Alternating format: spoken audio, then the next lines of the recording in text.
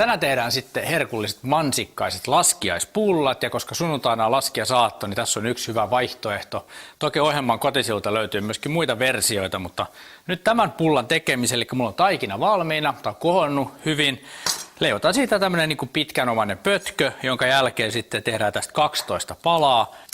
Nyt pyöritellään sitten pulliksi nämä kaikki, ja pullan pyöritys tapahtuu kaikkein parhaiten niin, että laitatte käden vähän tuossa kuppimaiseksi ja sormen päät on tuossa pöytää vasten ja tuolla se pulla pyörii tuo kämmenen sisällä, niin saadaan tämmöisiä kauniita kiiltäviä pyöreitä pullia. Noin pullattu muotoiltu. Tämän jälkeen laitetaan leiviliina päälle. Kattokaa kun hieno uusi kukkakuosi mulla. Annetaan rauhassa pullien kohota. Sen jälkeen kun ne ovat oikein hyvin kohonneet, niin voidellaan vähän raissokeria päälle ja paistetaan 2, 5 ja 10 minuuttia.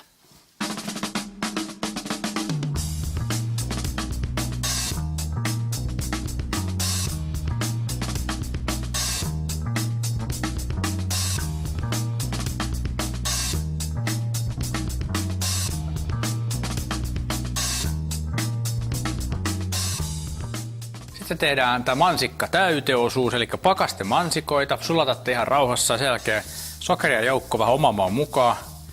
Ohjeessa ton verran. Mä pistän aina vähän lisää, koska makeaa pitää olla. Maistuu paljon paremmalta. Ja ihan murskaatte vaan tästä, niin se riittää. Ja jos oikein paljon tulee nestettä tuosta mansikasta ulos tietystä lajikkeesta tulee, niin ensin ottaa hiukan nestettä pois. Lisää sokeria tarpeen mukaan sitten nestettä lisää. Et ei tule liian löysää tästä.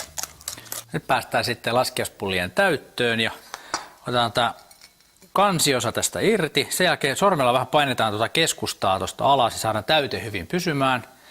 Ja nyt tässä versiossa me painellaan se, mutta meillä on myöskin siellä ohjelman kotisivulla tämä manteliversio. Eli silloin otetaan vähän tätä pullan sisusta ja sekoitetaan mantelimassan joukkoon ja laitetaan tuonne keskelle. Mutta tämä on helppo, hyvä tapa ja laitetaan aika reilusti murskattua mansikkaa ja sitten kunnon nokare vaadotettua kermaa tuohon keskelle.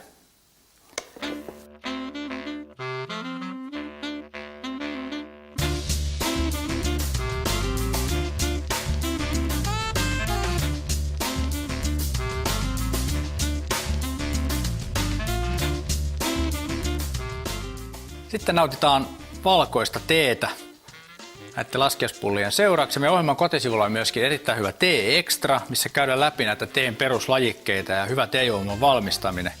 Sinne kannattaa mennä tutustumaan. Nyt kaikki ottaa sitten persluikkurit käteen ja lähdetään tuonne pulkkamäkeen ja kokeillaan kuka ensimmäisenä alhaalla. Nähdään oikein hyvää laskiaista. Moi moi!